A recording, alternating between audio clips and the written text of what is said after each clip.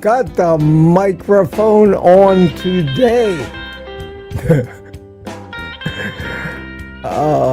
Still sorry about yesterday, guys. And we'll do away with the ticker and say good morning, everybody, and welcome. Welcome to Morning Coffee with Mitch on a Sunday. Drink it if you got it.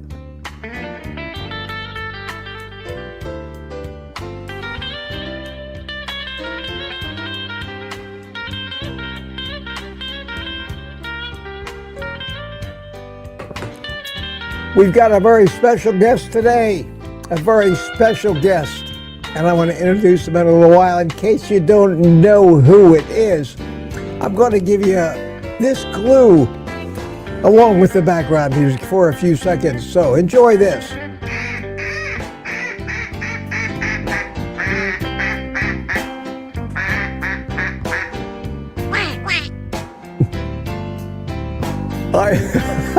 Rick, I knew you. I'm seeing Ricky's laughing his ass off in the green room, and I knew that he didn't know about that. Oh, if you've ever wondered about the definition of the word cacophony, oh, he's got a cacophony. This, my friends, is a cacophony.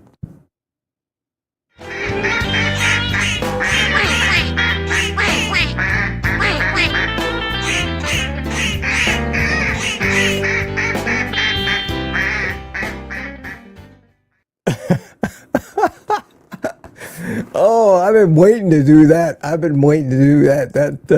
That was fun. And good news today. YouTube has not done away with all of the evening chat from last night. I think they cut off the first entry or two.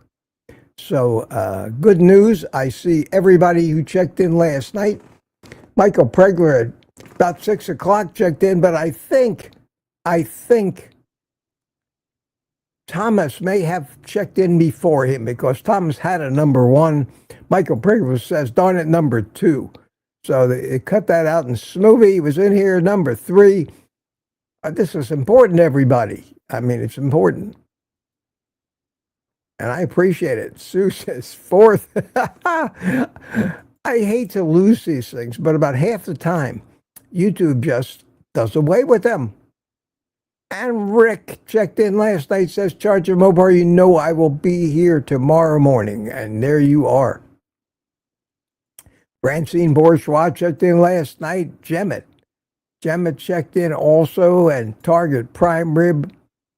Thomas, hello, Rick, and Milton. Who the hell is Milton? Does he know something I don't know?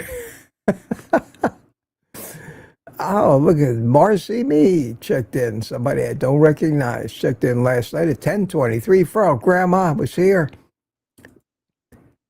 Mandy Beddoes was here. Lady June from the United Kingdom. Graceful Lily. We're here in the morning now. No, 3:14 a.m. Oh my God. Cliff Medina checked in at 5 o'clock in the morning. Nikki W. 6:43. Greg Smith. Greg, I missed you lately. How you doing, buddy? Greg says he's in Amarillo, out there on the road. Good to see you. I'm glad you're okay. Kathy, Florida's with us. Target Prime Rib is here. United Carnivore. Michael Seeley. I'm going to do this quick. Get to Rick. Tanya Kitchen Witch checked in at 7:30. And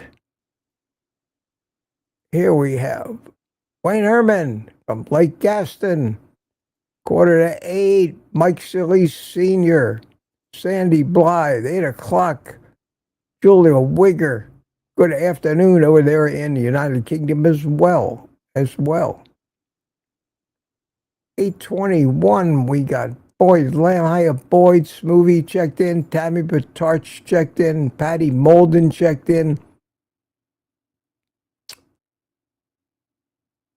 Mary M., good morning. We're sneaking up on 8:30. We'll get to that, and then we'll get to Rick.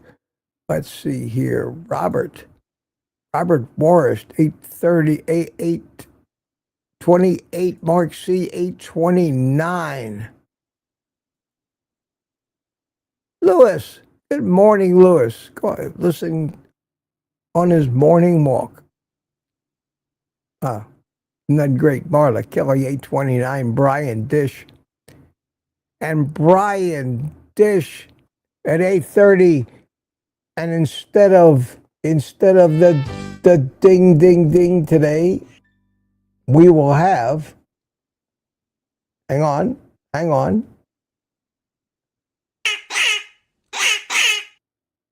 The winner.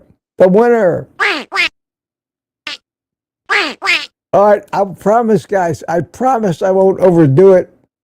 The novelty of that will wear off soon enough, but it's fun. Well, all right. Without further ado, I'm going to bring in Rick. So, Rick, how are you, man? Not bad. Just ducky. Duckies, yeah. Did you ever think when you started this duck stuff that it would end up like this? No, I didn't. In fact, I always thought that I was the oddball. That's why a lot of the popular carnivore channels tend to avoid me, because they know that I'm a quack. I admit it openly. Well, you fit right in with me. Yeah. I get so tired. I'm looking, and Jane bought me a coffee this morning. Thank you, Jane. And thank you for reminding me it's time for me to make a shameless plug, because I need some coffee. So I am going to put my link in the chat, should the spirit move you. And there it is. So that's out of the way now. Back to you, Rick.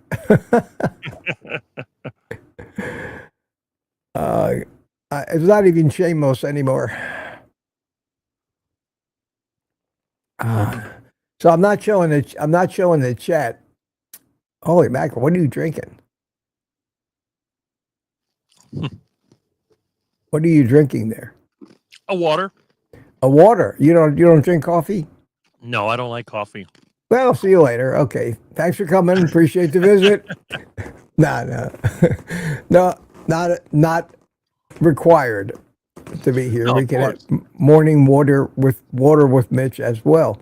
That's right. Well, it's like when I give away tropical fruit and they'll sit around and eat the fruit. I don't eat the fruit, and it's no problem. I'm giving them free fruit, and it doesn't bother me to see them eat it. In fact, I always have in my house lots of tropical fruit. I got bananas. I got mangoes. Do you eat that stuff? You really eat that? Me? Yeah. I don't eat this stuff. I give it away. Yeah, that's I hate fruit. Do you grow those things?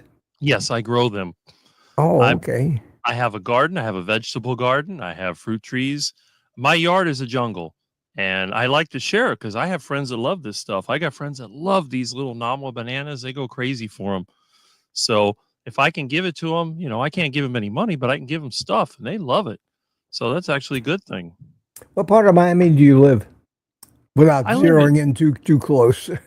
I live in Westwood Lakes. It's west of Miami. I mean, if you went on South Beach and you went due west about 10, 12 miles, that's where I'm at. So you're west of the interstate and everything. Yes. You're on. I'm just east of the turnpike, but yes. Oh, okay. Okay. So you're between the turnpike and I-95. I know where you are. You're north of Kendall then. Yes. Yeah. That's where I'm at. I had in another lifetime, I had a company, and I won't get into what we did, but I actually had an office in Kendall, and I used to go down to that area every couple of weeks and spend a day or two down there in my Miami office, and got to know that area of town pretty well. But this, we're talking back in the 70s. That's a long time ago, 50 years ago. I was a It was young much kid. nicer back then. It really was. I mean, back then, it wasn't one large city all the way from Jupiter to where you are. You had breaks between them, country, open. But man, it's same thing is happening here. Same thing. The Space Coast is just getting more and more traffic built up.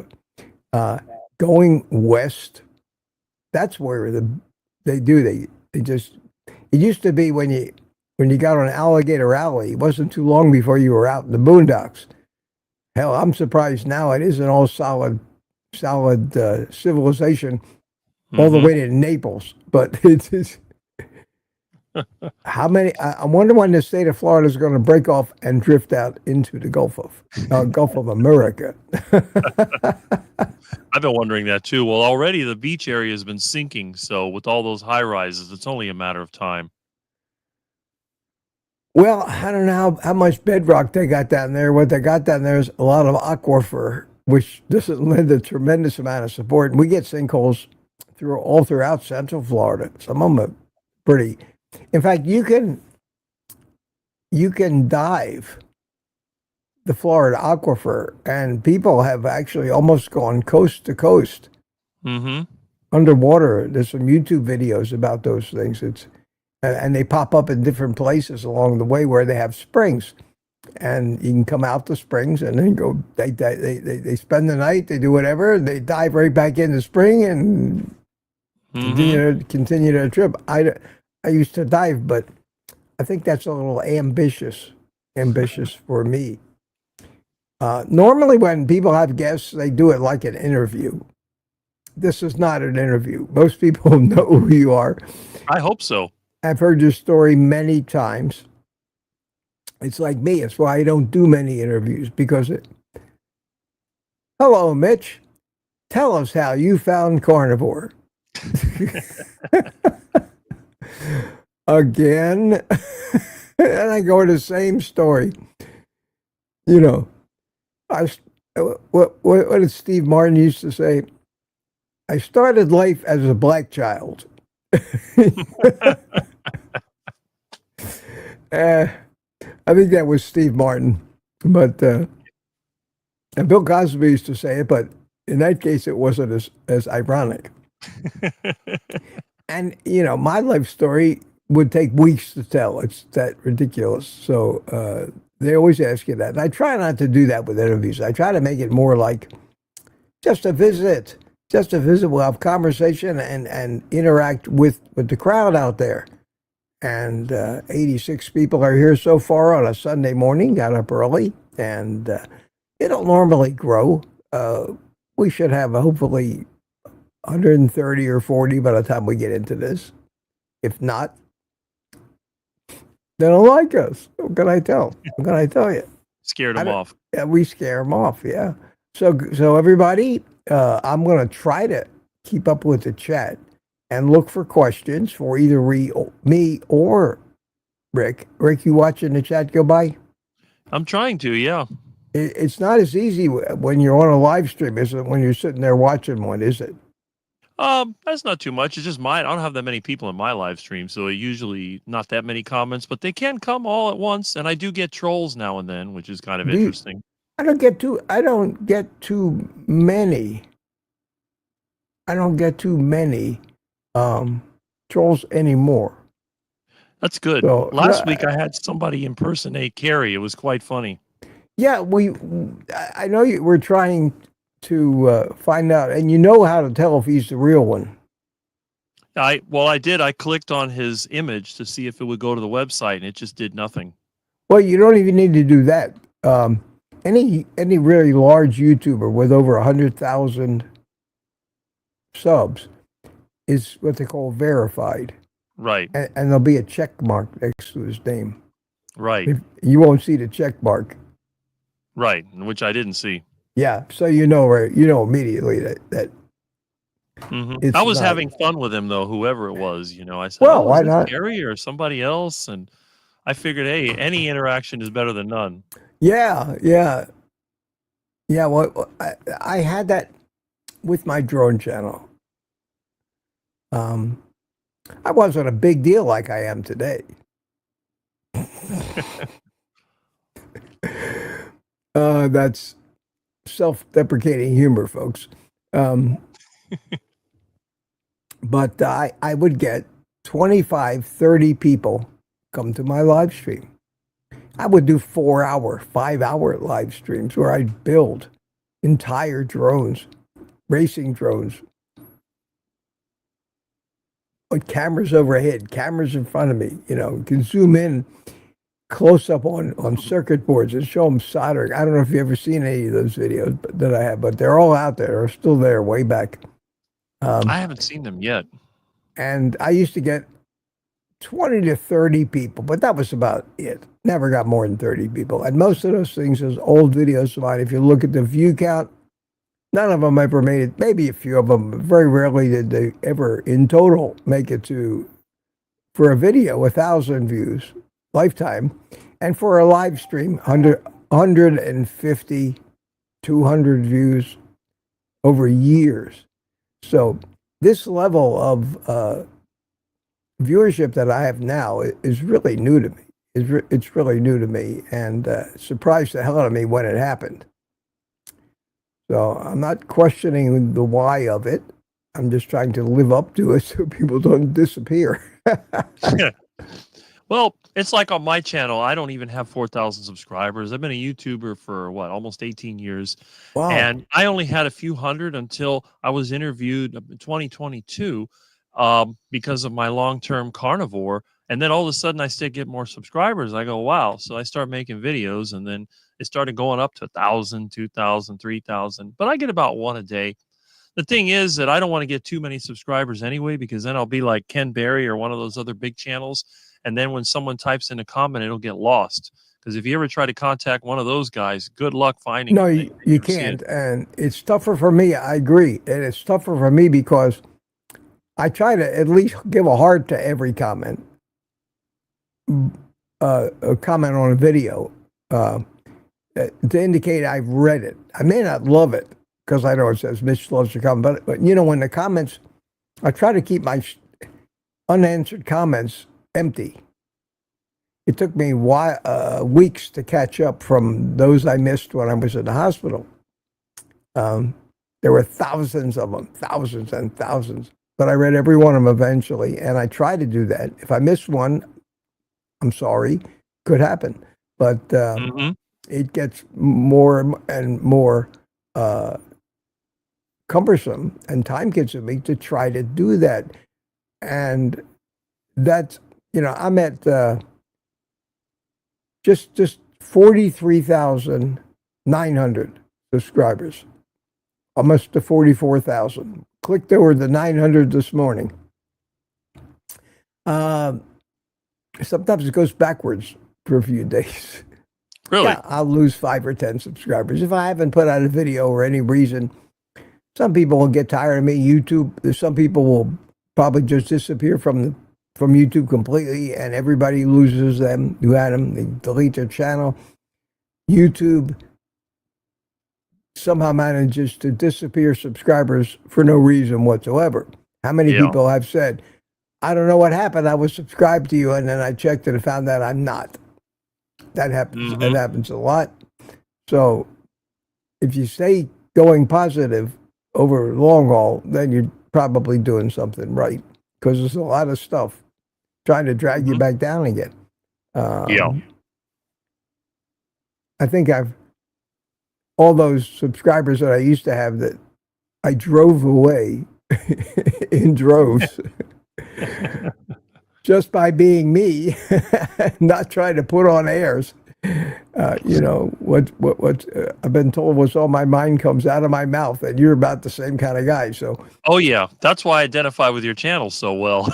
Yeah, I have to sometimes, and I'm going, just to exercise a little bit of tact, because otherwise, One of the I, biggest problems I have, I started on YouTube because I was so tired of seeing scammers on the internet, and I started by baking down myths on these free energy devices they had back 2007, 2008, run your car on water and free mm, energy from the vacuum and all that crap. So that's why I started on YouTube, and ever since then, I am very suspicious of the charlatans, the scammers. They're out there, the grifters. Everyone's out there trying to sell something to get rich quick, and they don't care who they hurt and they don't care who they lie to. And then once you don't see them anymore, it's like, what happened? Well, they took their money and they ran.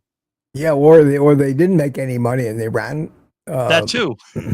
or I think more than making money and running is that so many people realize no matter what you do, you're not going to make that much money. It's it's Hmm. it's tough on YouTube, but you've never monetized your channel. Um, No, no, I didn't really qualify. And recently they did monetize the channel, but in all the time I've been on YouTube, I have a total of $8.33. So basically, it's not worth it. that sounds like my earnings on Rumble. I keep putting this thing up on Rumble. I keep putting this thing up on Rumble. Okay, honest to God, I every one of my live streams is up on Rumble. I gave up on putting videos on Rumble. They're never really good. Mhm. I'm going to show you. I'm going to show you a screen right now, and I'm going to make myself just a little bigger. I'm going to shrink you down. There we go. And I'm going to put up the screen. And in true transparency to all those people who think, shame on me for begging for coffee donations when I have all of this stuff. How could I? There are people less fortunate than me. This is my lifetime earnings on Rumble. Lifetime earnings on Rumble. I have been on Rumble for years. I have 100 videos, 200 videos on Rumble. My lifetime earnings from Rumble, $136.06. Mm. So you got to know that.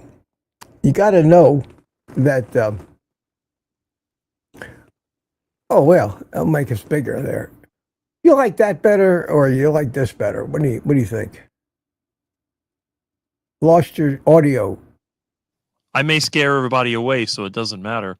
Oh, okay. Well, we could do this because that way you can see this gorgeous scenery I have behind me. And when I put up somebody's post, which I've been ignoring, and I got to stop ignoring them because it's important. It's important to bring your crowd. You know that.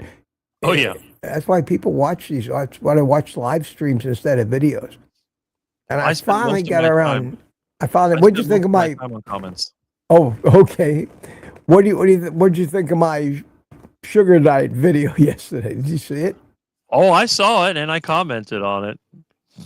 I can't understand why anybody would fall for that nonsense. Can you imagine? It's like you're saying you got an alcoholic and you're going to say, well, drink all the whiskey you want because that'll help you get off of your alcoholism. It Yeah. doesn't make sense. After watching all this stuff, because I haven't gone out of my way to really watch it. After watching all this stuff, I think I figured out what they're really getting at, but they're going at it in such a bad way. And just making a sarcastic commentary on it, which Ken Berry did, Lee Copus, Ken Carnivore made a great one because in that one, they basically showed so many clips of these idiots that are pushing this thing.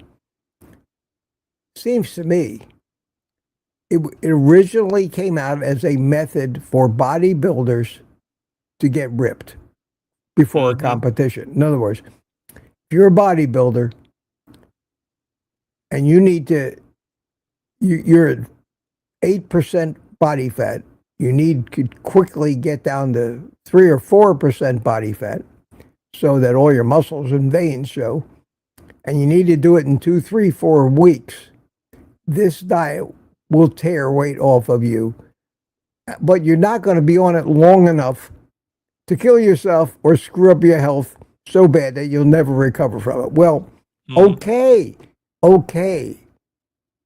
It will work for that. I tried to make that point in my video anyway. I tried to say, if you're not a bodybuilder trying to get ripped, don't do this. It'll kill you. And if you're a carb addict, once you start, you'll never stop. And that's it. That's the end of your life.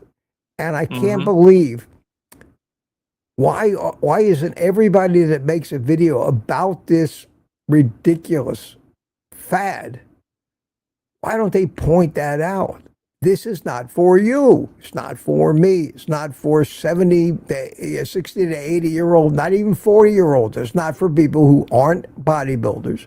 Because in general, the lifespan of these bodybuilders is not something that is admired. People usually go to hell after that and get very sick, and they don't have long lives. They have really abused their bodies, done permanent damage by trying to live in such an unnatural state where all you're worried about is your appearance. And that's more important than your health. And that's the absurdity of it that just makes me nuts when I see these things. People don't know that.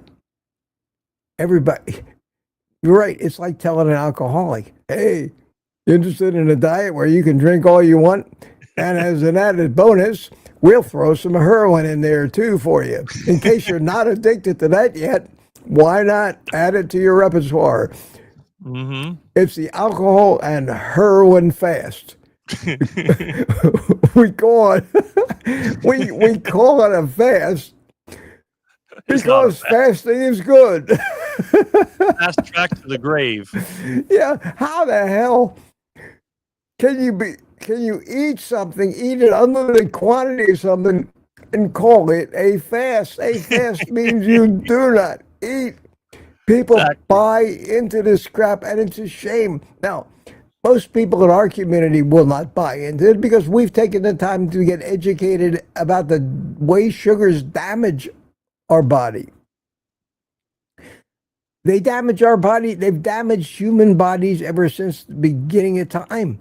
Even the cavemen, when they had to, the meat wasn't around, they had to eat survival food. They could only, the good news was that only lasted for a short time because the survival food was only around for a short time. But during that time, they did damage, right? They did damage. And then what happens when that food is gone and the other food comes back? They have a chance to recover. That's what autophagy does and all the things that happen. Yep. And they fasted as a normal part of just living without a steady food supply. So they managed to recover from it. These days, with the overabundance of poisonous foods, we don't stand a chance. So I hope the sugar diet just goes away. It will. They waste their time calling carnivore a fad diet. Well, if carnivore is a fad diet, what the hell would you call this thing? Sugar fasting. Well, I think it's really funny because when they talk about carnivore as being a short-term fad diet, it always makes me laugh because I've been living this way for so long. I mean, you got to realize when I started this, Ronald Reagan was president. Well, you're a rare one. You're I'm a rare one. Yeah. But no, there have been people beside you that have been carnivore as long as you were longer. They just didn't know it. They didn't realize if somebody put a name to it. But there are people who don't like vegetables, don't need vegetables, and just eat mostly meat. That's all. You have 70% of your diet from meat. You're officially, scientifically, a carnivorous animal. So we just never realized it, but so many people were doing that. If I hadn't become a sugar addict, because sugar was always a treat, that's where we went wrong. It's a treat, and we start out, we just shortcut nature in every way we possibly could. And we got the new kids today, this newer generation, addicted almost before they're out of the womb. But Yeah. as soon as we start feeding them baby formula, forget it. And you just look at the kids today. Look at the kids. Oh, don't get me started on that. Yeah, It's terrible. 12-year-old diabetics already. All the kids I see around here are just like little blimps. They're kind of fat. None of them are lean. They don't go outside anymore. It really is disappointing. People talk about evolution. I say it's the opposite. They're de-evolving. They're going down. I agree. We have peaked, I think. We are on our way to extinction. I don't know how many generations. It'll take a while. But we are not, the fertility rates are being trashed by the way we live our lives. It's good for kilts. Kiltsy's making a fortune because women are, between all the hormone problems and PCOS and everything else, they're having trouble conceiving. Oh, look at this. Francine Bourgeois gifted me 5 carnivore memberships. I suppose I could run back in the chat and try to find that so I can see who it was gifted. Mm. When I was a kid, I told this story before, and it's not a joke, it's a true story. I was told I was a gifted child. No, really. I had an incredibly high IQ. They said I was one of 30 people in Philadelphia that got sent to a special school. We were going to, after the 6th grade, instead of going to normal middle school, they sent us to a special school where we were going to complete the 7th, 8th, and 9th grade, all of middle school, in 1 year. And then, it was too hard on me. I had to travel to the other side of the city every morning. I'd get up at 3 o'clock in the morning. I'm a young kid. I just got out of 6th grade. But that's how smart they thought I was. And I was so smart that I was a smart ass. They told me I was gifted, and I said, "Where are my gifts?" They told me I was retarded. Well, it's about, I don't know if it's any different, but I was expecting like Christmas, I was disappointed. I was disappointed by it. Let's see, Josephine C. got a gift. Where's the Beef got a membership. Abiding, you did unrestricted carnivore. And somebody named Steve received the gift membership. So thank you, Francine. Thank you. I'll get down to the bottom of the chat. I don't think, if I were to put the chat up in my little window, if anybody could actually read it. So I'm just not doing that this morning, and I'm trying to get through it. I'm only about 20 minutes behind now, but I am going. I saw a couple questions when I was scrolling, looking for the people who were gifted, the gifted members here. But they actually, unlike me, got a gift. Here we go. Here's a question from Jerry Voitush. Yes. All right, Jerry.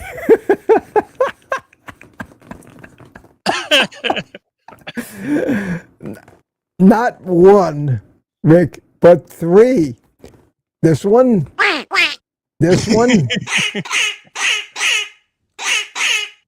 And this one.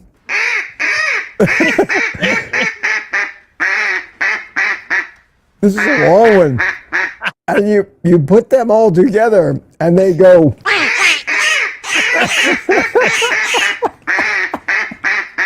Go get the duck food. Here's the duck food. You gotta love that.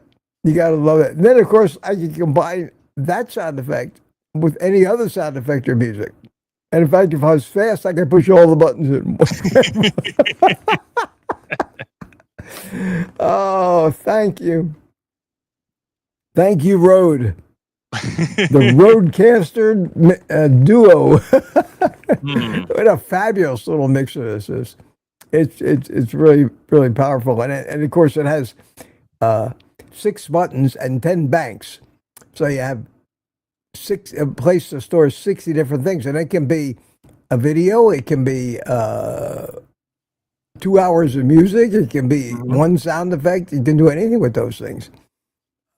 There's even ways to program it where you can control OBS with it. So you Really? can even put your scene changing buttons on it, but I don't need that. I got a Elgato Stream Deck. You Too know what that expensive is. for my taste. I spare no expense in professionalism here, and I Hmm. still, yet with all that, I still manage to screw up. I forget to unmute my mic. Screwing up is part of my routine. It never changes. Well, I try not to, but I joke about professional show business. I'm surprised, Rick, because I know I'm a gadget freak. I know I love things with push buttons on them, and I know you do too. And it Yes. amazes me that you managed to not take this to the extremes that I do. Well, when you're poor, I depend on what I find in the trash pile, the dump, or a clean out. So that's where I get all my stuff from. Well, Jerry has a question and says, how do you capture a duck? Have you ever been scratched by those duck claws? Inquiring minds want Okay. to know. This is a good question. How often do you capture a duck? It depends. Normally, I don't go out of my way to get them. I feed them. I'm friends with them. People I know that maintain properties. Now, years ago, I had a lot of people that had rentals. They've sold them all. But a lot of times when the tenants would complain, the ducks were over there. They were pooping everywhere. They were bullying them. I've even had tenants where the ducks attacked them, especially the older people, because a lot of older people, they feel sorry for the ducks and they start feeding them, and then they start getting demanding. Ducks, you open the door and they're like, where's the food? And they start pecking on them and grabbing them, and they do have those claws on their feet. So they'll call me up and say, Rick, I need to get the ducks removed. So okay, some people do it for free. Some people pay me $20 a duck. So $20 a duck, I'll go there and bring my cages and my throw net, and I'll start feeding them. I'll net them. I'll put them into the cages. I'll stick them in the back of my truck. Then I drive them home. I bring them here and I let them loose. Then what I do, I try to see who's the nice duck, who's the mean duck. There's always 1 or 2 ducks that are aggressive. Sometimes it's just because they don't have a mate, in which case I have other ducks that he can mate with, and they'll calm down. But there's always that 1 or 2 ducks that just doesn't calm down. And he has no other options but to become the special executive. And I have an executive suite just for him. In my side yard, I have a fenced in enclosed area. It has a little duck pond with a pump in it. And I feed him delicious tropical fruit and a little bit of junk food to keep them interested. And I have a roach farm that I give to them. So by the time that it's time to harvest the duck, I never really have to deal with the nasty claws, because a lot of times when I net them and I stuff them in the container and I bring them here, they don't really attack. I mean, most of the time they want to run away from me. If you saw a guy that was 6'6" walking towards you, you'd probably run away too. Do you eat But these ducks? oh yes, Okay, the these are tasty ducks. well, they're tasty after they're properly fed, because when you get them from the side of the canal, they may be tough, they may be too lean. But once you've got a hold of one, you put him into the duck suite and you're feeding him for anywhere from 2 weeks to a month. You start fattening him up with tropical fruit and cockroaches and all the other stuff. He can put on Yum. 2 or 3 pounds. Now, the trick is you got to harvest him before he dies of a heart attack. And I've had ducks die of a heart attack because I give them so much food. They put on weight so quickly. They build up fat all around their heart and all around their internal organs. And I actually had one die right in front of me. But the good thing is, because he died in front of me, I was still able to process him and eat him. And the meat was very flavorful, because It's when like they're a cow. fattened up, huh? We do the same thing with cows. That's it. That's it. Same thing And with cows. we finish them on the grain. If we didn't take them to slaughter, it wouldn't be long before they would die, either That's from right. diabetes or a heart attack or something. They would get sick. Yes, It is. We do the same with foie gras. that's right. We stuff them full of fat so bad. It's a horrible process. It's very Well, the other thing, inhumane. now that you mentioned foie gras, when I take the liver out of one of my ducks, it looks like foie gras because I've given them so much snack food and junk food and tropical fruit. I just keep feeding them. And you talk about an addiction. They love junk food. People say, well, Rick, you shouldn't give them bread, but bread feeds the addiction. So they're going to eat only so much regular fruit. They just get tired of this. But if you keep feeding them bread, they'll eat the bread and they'll eat the tropical fruit. And with all that sugar, they just put on so much fat. They get so tender and delicious. Yeah, we can observe this everywhere in nature by when we see animals eating the crap. And yet, as human beings, most people say, well, I'm not an animal, so it may hurt them, but it won't hurt me. They don't realize that way down deep at a cellular level, our cells are just like their cells. We're nothing special, folks. We've adapted to certain diets over millions of years, but basically, our individual cells only know one of two ways to make energy. Either we lipolysis or glycolysis. That's it. The same thing with the animals. The rest of it is epigenetics as the adaptation to the environment over time. It's very simple, but we're an arrogant species. I hate to say this, but you throw religion on top of it, which in so many cases dictates that humans are not animals. Anybody who says they are is ignorant and a heretic. Well, I'm sorry, folks. I'm sorry. We're food just like every other animal on the planet. You don't think you're food? Go out there and give an alligator a hug. Go swimming with the sharks. You'll find out how real quick. And if you're not food while you're alive, you become food after you die. You become food. We all do. Food for something. That's right. Even if it's just a worm, we become food. That's right. We are so arrogant. An egotistical species. And until you kind of accept that we're just part of the living biome on this planet, like every other living thing. We came from it and we will go back to it. That's right. You try to attribute anything more lofty than that, that's just arrogance. And those people are the reason we're eating the way we are. It started with Ellen White. Right. Way back then, that meat is going to create sinful thoughts, so we can't allow meat, and that catches on. So ridiculous. Under the guise of religion. And I try not to talk about this too much because there are a lot of great, nice, very religious people who I value as friends and viewers, and I don't want to alienate them. But the sad fact is, every time I get a comment that says, I'm unsubscribing, you believe in evolution, you're an idiot, God did this, God did that, and I have to say, go away. I can't hear from you. I'm sorry. Believe what you want to believe. This is not the place for you. Obviously, I don't believe in evolution and being able to fix anything. I believe it's the opposite. Evolution is entropy, basically degradation. But the fact is, religious or not, you're a complete imbecile if you don't understand basic physics and basic biology. And nobody can tell me that anything living now is going to live forever, because it's impossible, because of the way things are designed. Everything is going to it's going to start off small, grow, reach its peak, and then decline. Same thing with civilization. Anyone that has two brain cells to rub together knows that this is the case. We have to constantly fight this ourselves. If we just give up, then everything's going to fall apart. It's like if you see an abandoned building, you can always tell it's abandoned because it's falling apart. But if you see something that looks clean and you see it's maintained, somebody's taking care of it. It's like an old car. They rust out. If you just park it and let it sit, it turns to junk. If you take your body, you do nothing, you sit around all day, you eat duck food, you watch TV, and you don't go outside, and you don't make friends and relationships with people, then basically what do? You decompose, and that's it. And like you said, sooner or later, we're all going to be either ashes or food for bacteria. Yep. Here's a question from Smoothie 420. Weren't we all basically on a sugar diet before carnivore? Well, not to the extremes. Not to the extremes that you see on these videos. I mean, if you haven't seen any of these bodybuilders doing their sugar fast videos, you won't believe it. Guys running around his kitchen grabbing everything that that is loaded with sugar and throwing it in a blender. Everything from canned fruit, even breakfast cereals, everything thrown in candy bars, candy, jelly beans. He's throwing everything in it. And then when he's all done, he takes a box of sugar and pours just sugar in it to make it, put more sugar in there. That makes a big thing this tall. That's nuts.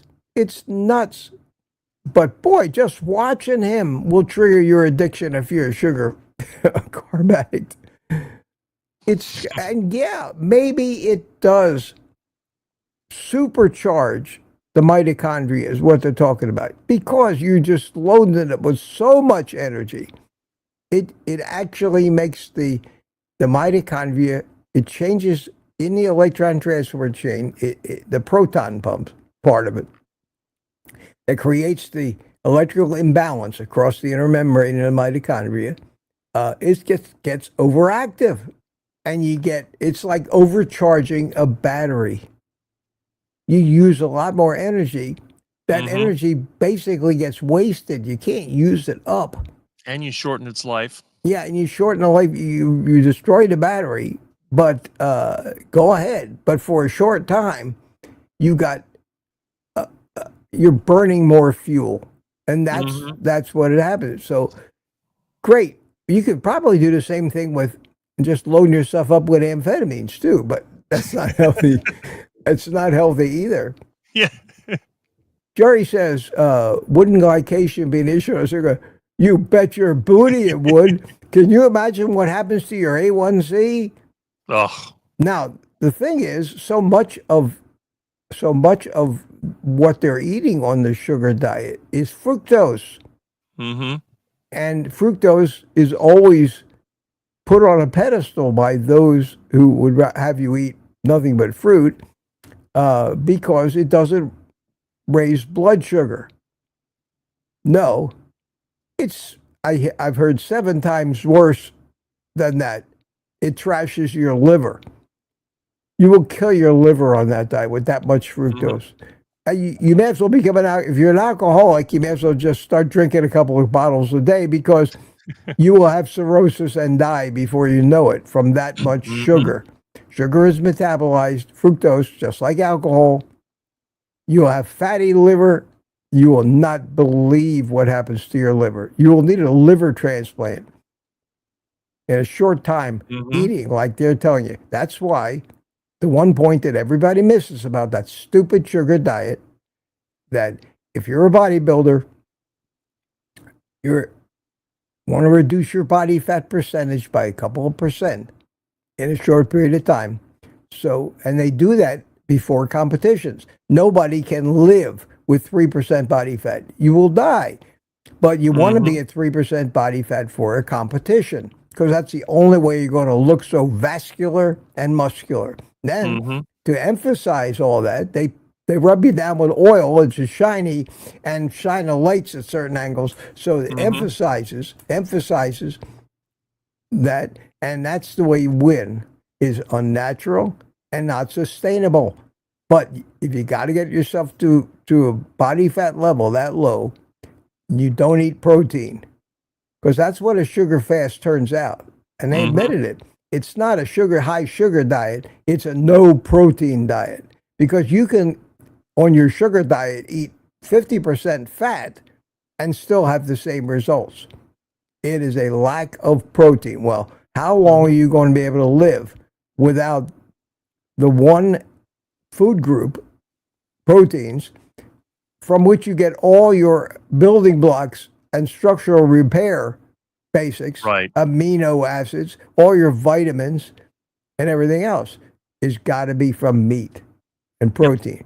Plants have a half-assed version of that meat and protein, but it's not as absorbable and doesn't do as good. Plus, they have anti-nutrients out the wazoo in the plants that keep you from absorbing, even if it had good stuff in it. You won't be able to use it. That's right. The plants are built that way. Otherwise, they would all be eaten and wiped out. So, And even fruit, which is only edible when it's ripe, when it's green, it has all the toxins and anti-nutrients. And these bodybuilders, they're always injured. All the ones that I've known, I had a lot of friends that were into bodybuilding. They all have shoulder injuries and leg injuries and all that because of that unnatural trying to get so lean. And then you're not eating a protein when you're preparing for a contest, and they just get hurt. And somebody like me that never works out and works with heavy items on a regular basis just for regular work, I've never been injured in my entire life. And I'm skinny. You know, these guys, they got massive arms. They're huge, and they get injured. And me, I'm like a toothpick. I mean, I got no muscle, and I'm over there picking up engine blocks and all that, and I never get hurt. Mama Bear's got it right. Sugar diet is a way to get YouTube views. Yeah, I talked to her that yesterday. I'm guilty too. I'm guilty. Although I didn't get that many views. I got a couple thousand on that video. It didn't take off. Probably people are getting tired of it. I just hope nobody in our community, I hope nobody falls for that. I won't. There's always going to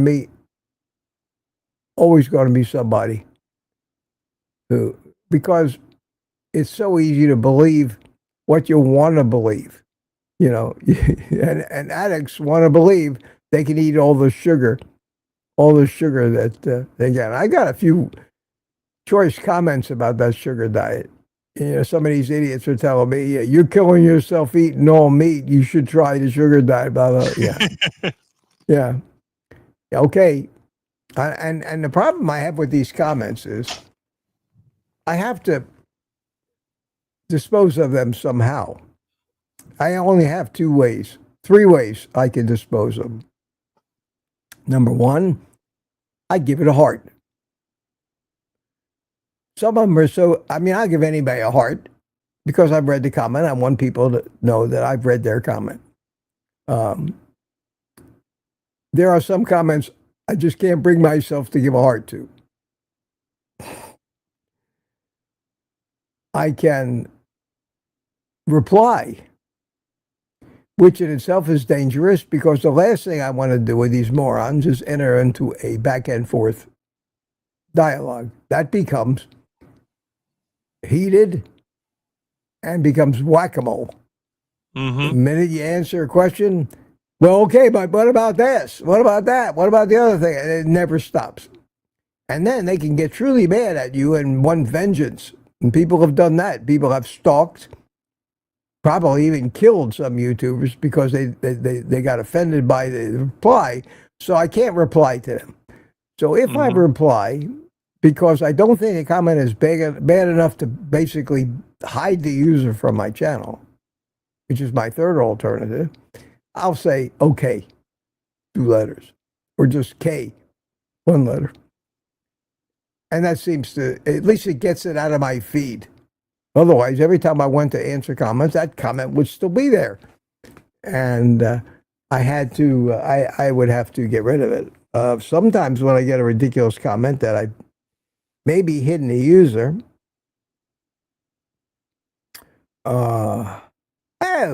Jerry Voitish brought me a copy today. Thank you, Jerry.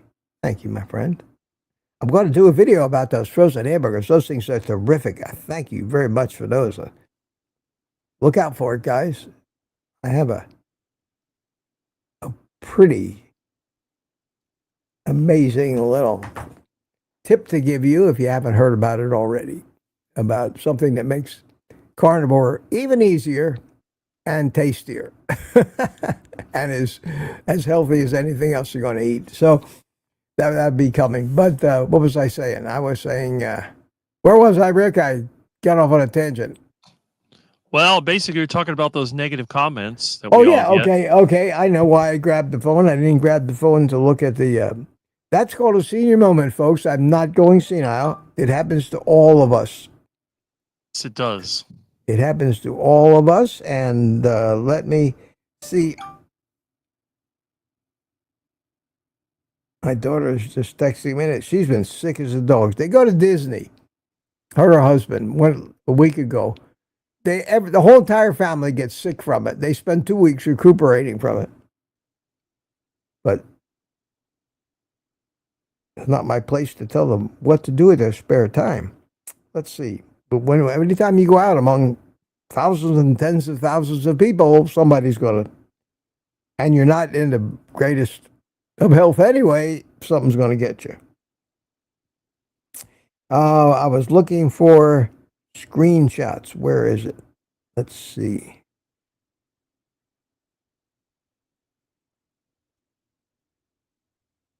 No, that's a good one. I had to make a shot of that.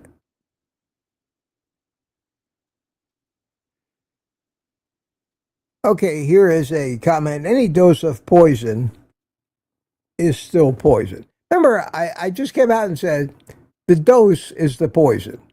Something so true it can't be disputed.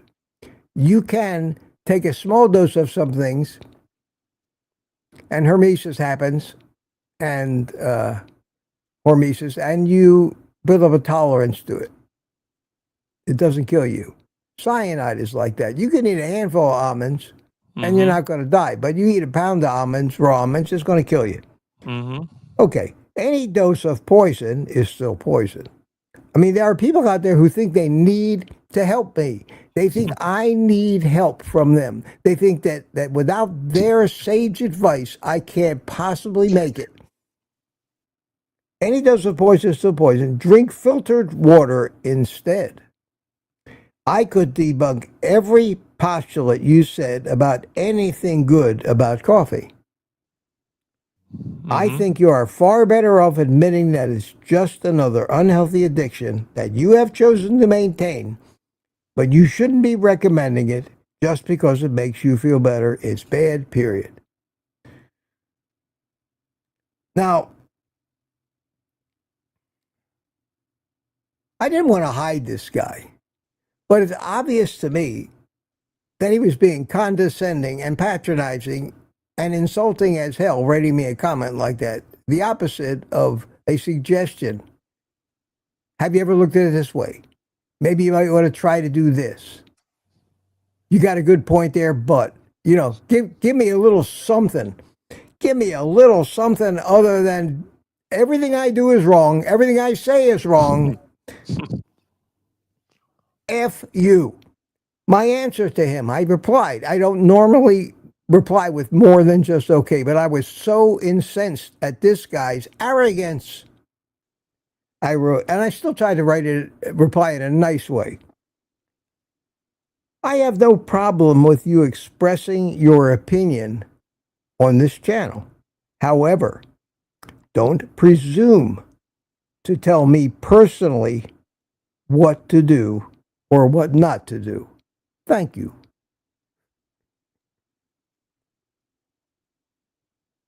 I can't tolerate this crap. I am not 5 years old being scolded by my mother. You don't like what I do. You got a choice. We're not tying you down to a chair, making you watch this stuff. You think I'm ignorant, you think I'm destructive. But please do not give me commands or find fault with what I do. Nobody is that perfect on this planet except you. And none of us like to be around people that are that perfect. Do you, Rick? Absolutely not. No. And you want to find errors? Go on YouTube, man. Watch sugar diet videos. The thing is this. Everybody I know that's been a know-it-all has all burned out. Not one of them has ever been successful. And I've known a lot of them. So it seems to be a pattern. I agree. And I never consider myself a know-it-all. I admit all the time I don't know that. I don't need to prove anything to anybody. I think I'm intelligent, but that's not knowing things is a database function. Intelligence is a processing power function. The two have nothing to do with themselves. In fact, sometimes the biggest database servers have the smallest processors. They don't need a lot of computing power. All they have to do is go fetch something off a hard drive. The things that need the most processing power, artificial intelligence, high-end graphics work, video editing, things that manipulate a lot of data. Well, I'm happy to say I think my brain works that way. But that doesn't mean I'm a know-it-all. I don't know shit about most things. I'm willing to admit it. You have to be. You have to be. And nobody expects me to know it all. My talents come in finding patterns and truths in a ton of data. That's how my brain works. They knew that when I went into the Army. That's why my field was crypto. I have that ability. It's just like in that video I made about the sugar diet. I have the ability to see where it came from, and I thought it was interesting to point out that it's for bodybuilders. That's the only thing that really matters. And Vansel Keys, how did he screw up? Well, way back in the beginning of his first book, he proved himself to be completely ignorant of human biology, but a good salesman and a hell of a politician, which is how we got most of the shit we have these days. So if I can use that talent that I have, I don't need to prove to anybody that I'm not stupid. They want to think I'm stupid, fine, but please don't come on my channel and presume to tell me that there's nothing good about coffee. There's something good about everything, and the dose indeed is the poison. And a cup of coffee a day is not going to kill you. It may help you. And there are so many studies, including ones I talked about in that video, the 9 best things about drinking coffee. There's always two sides to everything. But for somebody to come in and be so presumptuous, and I shouldn't let it piss me off, but it's not just that guy. It's that kind of guy that you run into so often. You know what I mean, Rick? You run into that attitude. It's not so much the guy that pissed me off. It's that there are that whole class of people, holier than thou, the world's foremost and final authority on virtually everything. Those people have huge inferiority complexes and need to try to prove to everybody they say that they're not inferior. They probably were brought up with very demanding parents who always told them they weren't good enough. Their grades aren't good enough. It leaves marks. I didn't want to psychoanalyze the guy, but at any rate, let me look for some more questions. God, we've been at this for an hour, Rick. Yes. I'm liable to get sucked in and end up with an 8-hour live stream here. No. Bob Casey, Ariel. Oh my God, Bob Casey, how are you? This is one of my old drone buddies, Bob Casey. What a great guy, Bob Casey. Bob Casey is the guy who named me on the Drone Channel Professor Mitch. He's the one that's responsible for that, and that name has stuck with me on all the old drone guys, except for a wild, crazy Australian biker named Spike. Has a channel called I Spike. A fabulous guy. Fabulous. He always tried to become a big YouTube star. Nicest guy. You'll see him show up in my chat every once in a while. I was on his live streams. He was on my live streams. We became great buddies. And he's over in Australia, in Western Australia.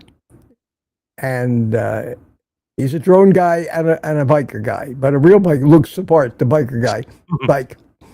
And Spike used to call me Uncle Mitch. And he still does. Still does. If you ever see a comment from I Spike, you'll see him, Uncle Mitch, you'll say. And those are the kind of people that you meet that you never forget, and your life is a little better having known them. There aren't too many people like that.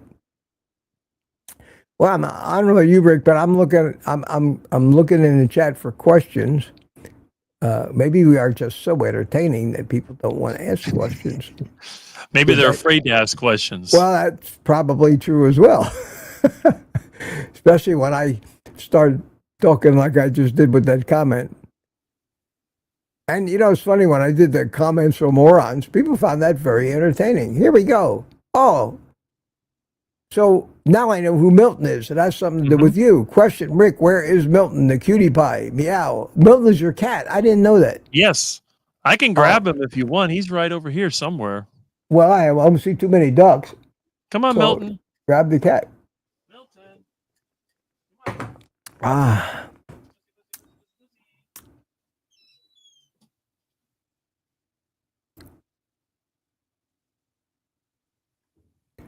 While we wait for Rick to track down and capture the cat, I'm looking for questions. Everybody's missing Milton.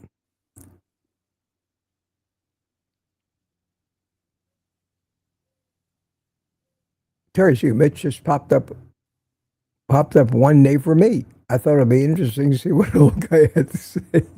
And you stuck around. How about that? How about that? What happened to Rick? The cat is. Here he is. Gotcha. Oh, you find what? Okay. He didn't want to get got today, huh? No, he was chasing something. I don't know what he's doing. Come on, Milton. Here, say hello to everybody. There he is. Oh, Milton's a black cat, huh? Oh yeah. Oh, are you superstitious? No, I don't fall for that nonsense. Nobody Van, listen. Nobody Van says, "What do you think of fat fasting?" You mean don't eat any fat? No, well, that's what you think when you're fat. No, there are. Everybody comes up with every one of these. I think they're just lunatic things. First of all, fasting means you don't eat. Right.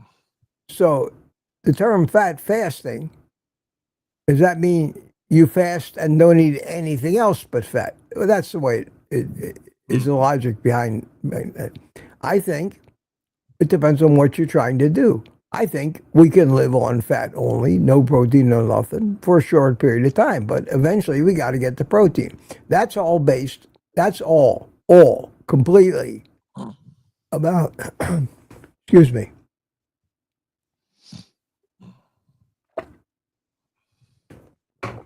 I still got it, so I'm still drinking it. All those things are more weight loss hacks than anything else. They're not health hacks. Eating the proper ratio of fat to protein for your body is promoting balance and good health. I subscribe to what everybody says. You need to eat a balanced diet. It's just that I have a caveat to that, as long as it's animal products. Mm-hmm. I don't believe in this eat the rainbow crap, because animal products are usually red. Well, the other thing is white with dairy. I don't understand this whole short-term thinking that people have. Some people, they just want to have, I want to do this, this, and this. I'm going to speed this up and whatever. I'm like, look, wouldn't it be better if you take care of the whole system? You don't worry about short-term, because everything now is short-term. It's all like investment, quarter. It's like, yeah, look, instant gratification. Instant gratification. Right. Instead of putting yourself in a bad situation and then, oh, I got to fix this, so I got to do all this to get out of this situation. Then you get in another situation and you spend your life from one disaster to the next. It's just constantly, well, I got this problem and I got that problem. Wouldn't it be better to just step back and say, you know what, I'm going to try to do this, and this, and I'm going to try to adjust my course long before I'm sitting on the railroad track with a train 70 miles an hour coming at me, and I got to move quickly or I'm going to get run over. It's better to just look in the distance. You see the light and you say, okay, well, I'm going to go this way. But everyone just wants to always, they get in debt, they get all these problems, and then I think they get some satisfaction because they can tell everybody that they've had so many challenges. And I tell people, 99% of the problems you have, you caused yourself. You either put yourself in the wrong place or you did the wrong thing. It's that short-term thinking. And that just drives me nuts. And that's the one thing that I will never understand, why people just don't break free from that line of thinking. Well, I agree with you. What you have just described, besides being human nature, always wanting to solve every problem as quickly as possible, what you've just described, if you think about it, is our healthcare system. Because it's all about fixing it by treating symptoms instead of treating root causes. Because let's face it, it just More takes money. a lot of time to treat the root cause. It requires changes that won't take effect overnight, won't fix the problem. That's why weight loss drugs are so popular these days. And like you said, the biggest thing is there's no money in a healthy person. Mm-hmm. So why not treat these, not cure, but treat these conditions, treat the symptoms. We know over time the symptoms are going to get worse, but that's good for us, because as they get worse, you're going to need more and more of the drug. We'll have to up the dose. Mm-hmm. That's the mindset. People want it. That's why the sugar diet is a thing. Only it's been misrepresented as it's called a diet. It's not a diet.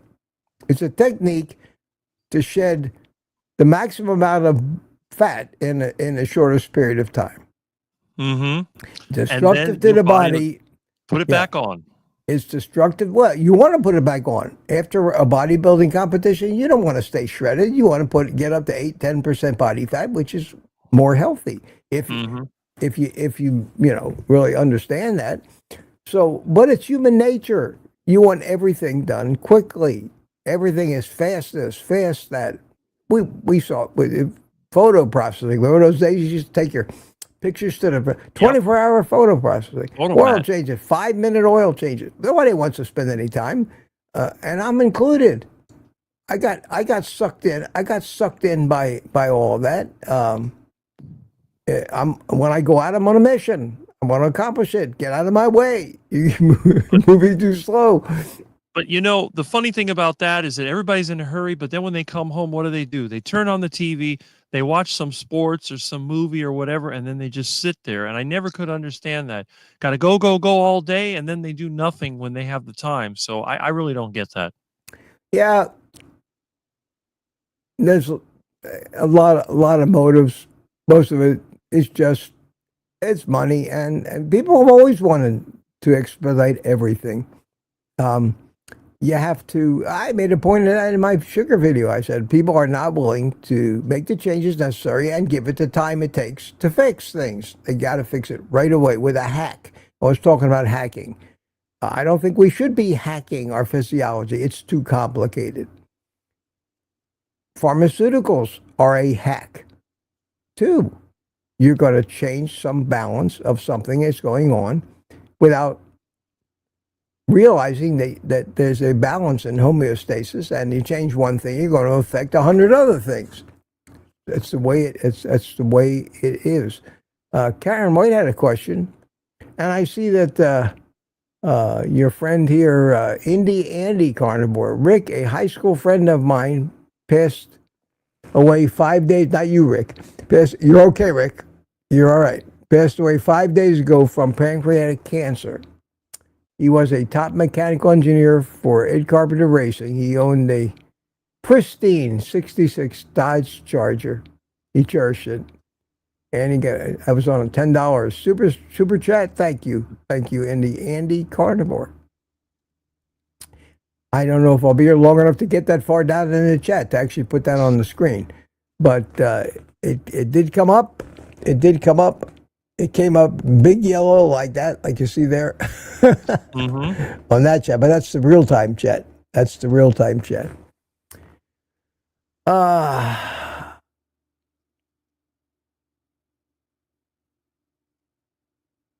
Okay, we have somebody I don't recognize giving us a sermon, a religious sermon. Oh boy! Enjoy that for those of you to whom it applies. I get a lot of that too. Get a lot of. Yep, here he goes again. He's put it there again. And he's in there again and again. I'm sorry, my friend. I am just not interested in what you have to say. Okay.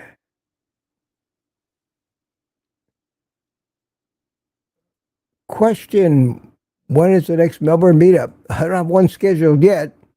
I need to get with Mike Seeley and talk about something. I'm getting to the point now where I can get around enough to actually attend the thing. But I've been focusing on my recovery, to tell you the truth.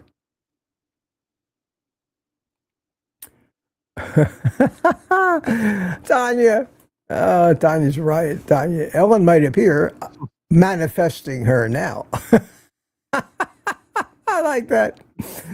That's great. Gemma thinks Milton is a cutie pie. How about that? And Terry Sue loves me. I love you too, sweetie. And you're going to be... Congratulations. Yeah, people are really... People are really loving on your cat. How about... Eat something else. You're ignoring the ducks. You're ignoring the ducks. Tristan commented and also bought me a coffee. Thank you, Tristan. Good morning, Mitch. I'm glad that I got to attend your stream this morning. Here is a coffee. Thank you so much, my friend. Always appreciate it. He says, good morning, Mitch. How are you? Despite not being fully carnivore yet, I'm already down almost 20 pounds since October. How do you feel about chicken compared to beef health-wise? Well,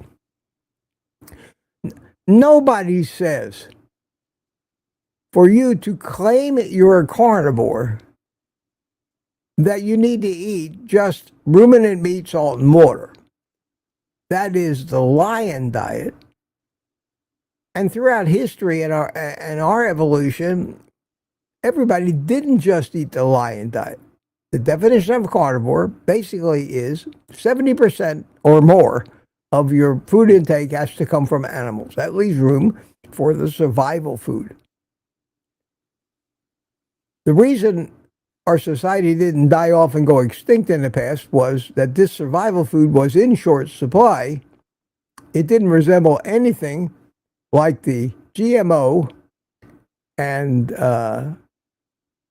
selectively bred sugar crap and fruit that we have today, and grains, and it was scarce. So we couldn't get enough of it to hurt ourselves and become diabetics. And that didn't, even when agriculture became a thing 15,000 or so years ago, we have evidence from examining mummies that those people were in ridiculously poor health from eating too much grain. Even then, we still weren't getting enough of it to make diabetes a thing. That didn't happen until this recent history, 50, 60, 70 years ago, when we decided meat and fat were bad for you and sugar and plants are good for you, and that... Oh, the old telephone and the cat. And that is when our downfall started.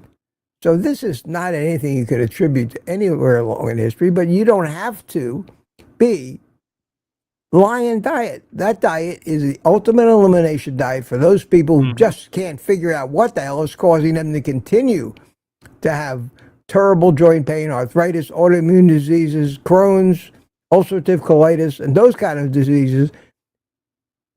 And they don't go away until they eliminate the last vestige of plant material and fiber.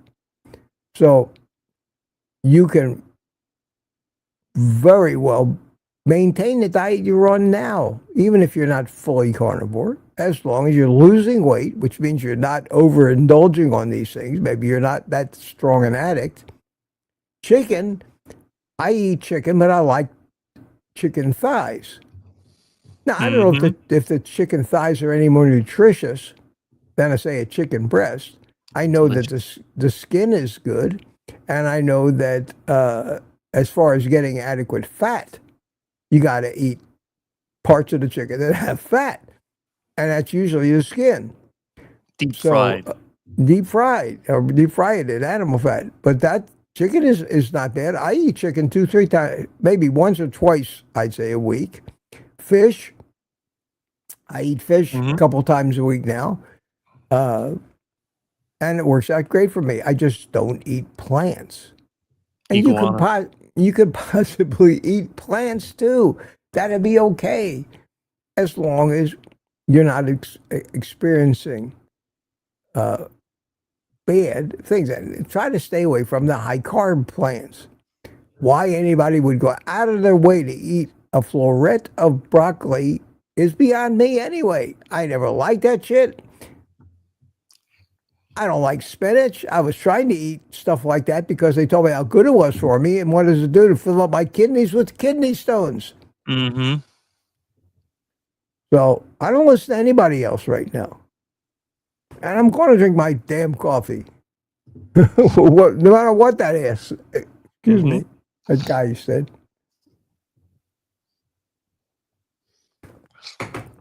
Ah, yes. Break will go about another 10 minutes and we'll call it a day. All Here we right. go. Kevin Brown says, how can I help my family and friends on carnivore? What do you think, Rick? I have no idea. My parents would never try the carnivore diet. My friends, actually, my one friend, he got into carnivore because he saw Dr. Barry video back when he was doing keto and then switched to carnivore. I guess with the YouTube today, I guess you could send them to one of the more popular YouTube channels. You could send them to this channel, Old Guy Carnivore, Morning Coffee with Mitch. That would what I would do. Yeah, or you can send them to this channel. And That'll scare them away. so, do you appreciate the sound effects, Rick? Yeah. Okay. Oh man, I'm gonna tell you, I got a site. It's called Pixbay, Pixbay. It's a site of copyright-free, public domain pictures, music, sound effects. It's the greatest resource on the planet Earth. Pixbay. Huh. You sign it. Check that out. Yeah, you just create an account. Doesn't cost anything. And you can all the pictures I use of all the things, the funny things. If I needed it for that thumbnail yesterday. I needed a speech, thought bubble. You know, when I wanted to put the picture together, you have to download a transparent, a ping of a thought bubble. I have thousands of images from there. Sound effects. I bet people could upload to there too.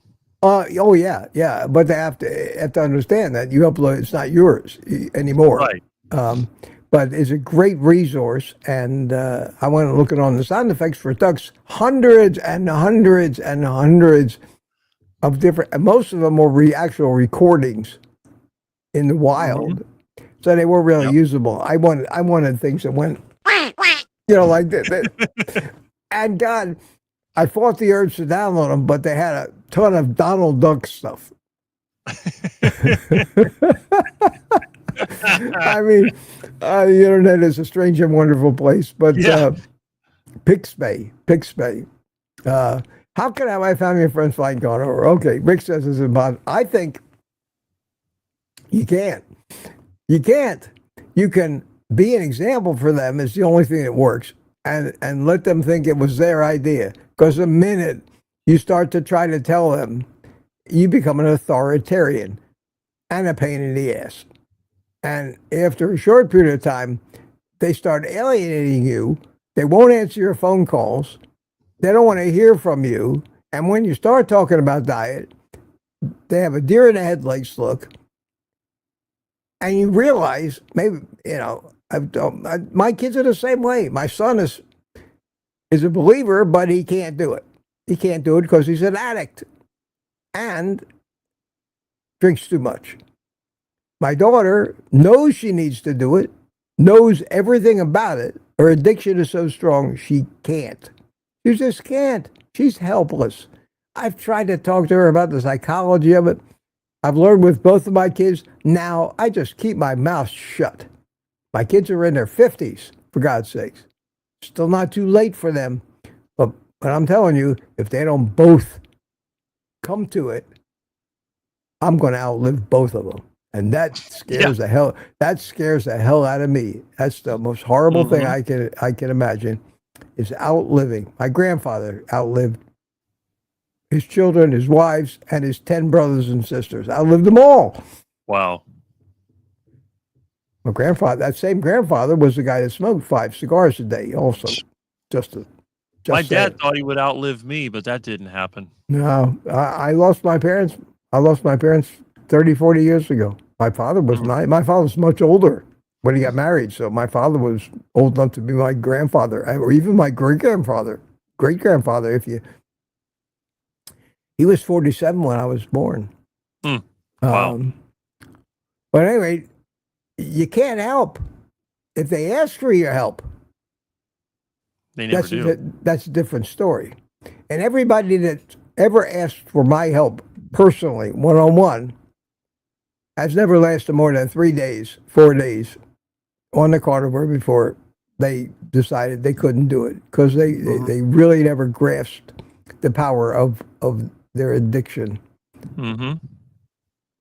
Feral Grandma says, I thought a balanced diet was a big mug of coffee in one hand and a big steak in the other. Yes, I suppose that would be a balanced diet.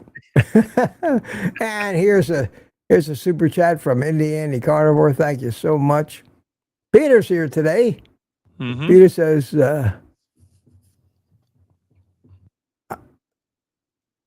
talking to Sandy, CB Carmack's with us. How you doing, CB? Good to see you. Up with the dose of that drug and the patient reports side effects, and then they rate more for the effects of other meds. Yeah, it's true. That's what happens. They got to treat the side effects now. So you need another drug. Well, that drug has side effects. Next thing you know, you're deeply in the pocket of the pharmaceutical and the medical community. No, thank you. No, thank you. Let me get through this, because we got to go. It's coming up on 10 o'clock. Wow. I know Mitch and Rick are a good thing, but too much of Mitch and Rick can get on your nerves after a while. I know that about me. Rick's another story. People put up with him for 4 hours, 5 hours. 8 hours. I am not too far behind. I'm up to about 10 minutes behind. So I'm scrolling through pretty fast looking for questions, but we will get to the end of it by 10 o'clock. And if I miss saying hi to you, here's a blanket hi for everybody I missed. I want to replay. I'll watch it and look at the comments. Not to answer them, but at least to know what you've been talking about.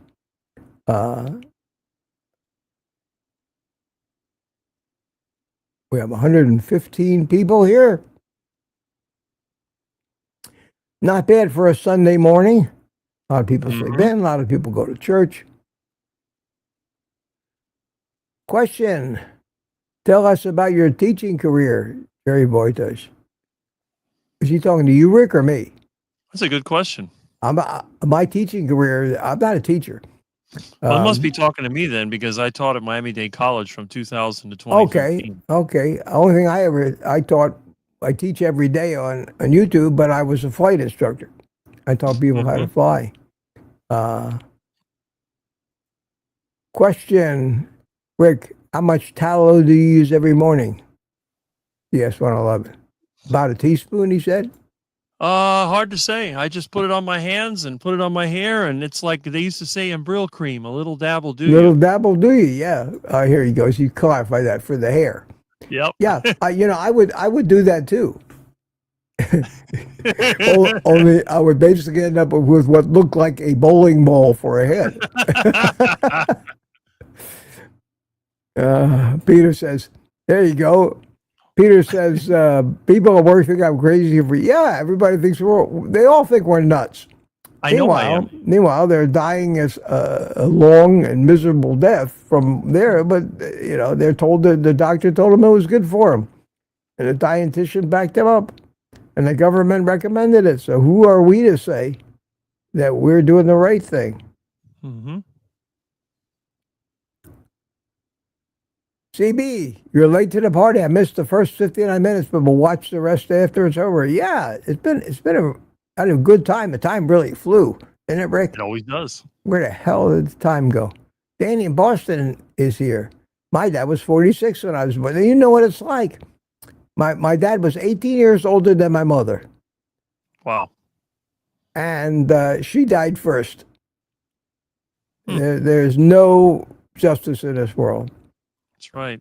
And I think her death took 10, maybe 15 years of my father's life. He was healthy as hell all his life. He ate right.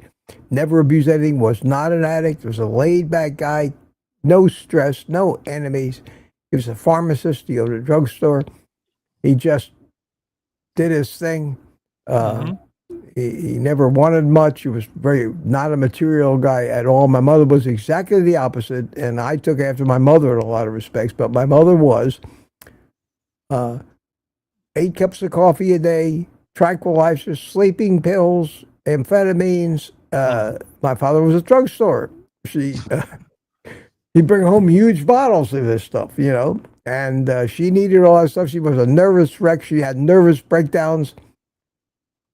He was constantly sick, and she lived to be 66 and died of non-Hodgkin's lymphoma cancer. Back in the day when they didn't even know what it was yet. So, of course, they treated her with early chemotherapy. It was horrible. My father died at 90, and he would have lived a lot longer, but the stress of living with my mother all those years and her illness for all those years and having to take care of her and worry about her. It took 10 years off his life. I know it did. And yet he still lived to 90. Amazing. And I think I have inherited that from my father and my I could mother. see you living to 90. And I could see me living to 100 if I don't have another stroke. Yeah, My mother's, I inherited her drive, her creativity. She was a brilliant woman, driven woman. I inherited so much of that from her. Well, I got down to the end of the chat. Sandy says, my mom had several nervous breakdowns too. Yeah, imagine if they were alive today with the crap that's going on today. I mean, we're talking about it in the 50s. I guess you had, come out of World War II, you had the Korean War, you had Vietnam, you had all kinds of things to be stressed out of. Today, with the transaction load we have and the shit that comes at us, I think my mom would have had a nervous breakdown every other day. Okay, friends, I have to call it. Right here. Rick, thanks so much, man. My pleasure.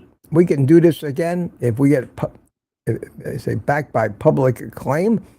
Make the call. Okay, we do it again. I always say that. Curry and I keep saying that when we're on together, and we never get together again. But you're a real part of this community. And I live in the same state. Absolutely. So, thanks for coming. Say goodbye to everybody. Goodbye, and you'll see me again. I'll be on Tuesday night with Russ, so it's only a matter of time before you see me. All right, we'll see that, and take it easy, and I will now close it down. It's just me and Sandy Blythe on the screen. Let me get that going. Let me play a little happy music. There we go. I had a great time today, guys. Thanks to the people who bought me coffees. Thanks to the super chats. Thank you, Francine, for the gifted memberships. And thank you, Rick. Thank you, Rick.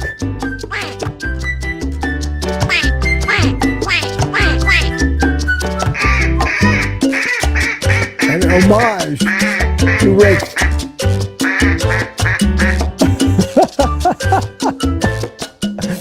I promise I won't overdo it, but it was right there. I had to do it. So we had a good time. Next Sunday, I have an opening. Anybody want to come here and visit with me and take the abuse? It takes guts, but come on, send me an email. We get to that. Lori will be here. So let me book them up. I promise. I'll go easy. I promise. And with all that being said, my friends, and the happy music coming to an end, and everybody putting pictures of ducks in the chat. Oh, that's priceless. Look at all the duck emojis. I love it. I love it.